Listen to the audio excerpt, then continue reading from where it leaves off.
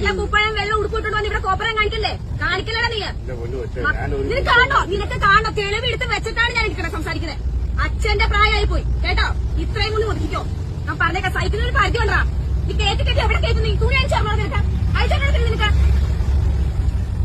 ചേട്ടനിപ്പോ ഇതിൽ പോയപ്പോ ശ്രദ്ധിച്ചില്ലേ? ഞങ്ങളെ ശ്രദ്ധിച്ചില്ലേ കേട്ടോ? ഏത് പബ്ലിക് ഫോം ആയാലും ഒരു സംസാരിക്കുന്ന സംസാരിക്കാൻ പെണ്ണുങ്ങൾ വെറും ഊച്ചാലുകളായി പോകും കേട്ടോടാ. നീ എന്താ വിചാരിച്ചേ? വെറുതെ വീട്ടിൽ അഴിച്ചു വിട്ടേക്കോണെന്നോ? തന്റെ ഉണ്ടായിട്ടല്ലേ സാധ്യം പോണത്?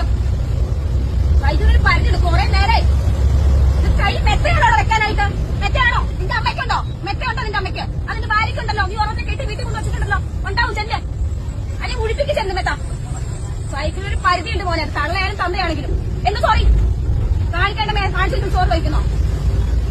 നമുക്ക് ബസ്സിൽ വെച്ചുണ്ടായ ഒരു അനുഭവമാണ്. ഒരു പ്രായമായ ഒരാൾ എന്റെ അനിയത്തിയോട് മോശമായി പെരുമാറി. നിങ്ങൾക്ക് വീഡിയോയിൽ കാണാൻ പറ്റും. അയാൾ അനിയത്തിയുടെ പ്രൈവറ്റ് ഭാഗത്ത് തൊടാൻ വരുന്ന ഒരു ഭാഗം. ഇത് ഒരു കുട്ടിക്ക് മാത്രമല്ല, നമുക്ക് പല കുട്ടികൾക്കും ഈ ഒരു അനുഭവം ഉണ്ടായിട്ടുണ്ട്. പലരും അത് ബാക്കിലോട്ട് മാറി നിന്ന് പോത്തേ ഉള്ളൂ. കാരണം പേടിക്കേണ്ട ആവശ്യമില്ല. ഇങ്ങനെയുള്ളവന്മാർക്ക് ഇങ്ങനെ ഒരു മറുപടി തിരിച്ചു കൊടുത്തില്ലെങ്കിൽ അത് അവന്മാർക്ക് പിന്നെയും ആ ഒരു മനുഷ്യർക്ക് പിന്നെയും അതിലോട്ട് അവർക്ക് കുഞ്ഞുങ്ങളെ എന്ത് കാണിക്കണം, അല്ലെങ്കിൽ അവർക്ക് ആ ഒരു സ്വഭാവം പിന്നെയും അവർ വളർത്തിക്കൊണ്ടുവരും. അതുകൊണ്ട് പബ്ലിക്കിൽ തന്നെ അവർ ചെയ്ത പ്രവൃത്തിക്ക് പബ്ലിക്കിൽ തന്നെ മറുപടി കൊടുക്കണം.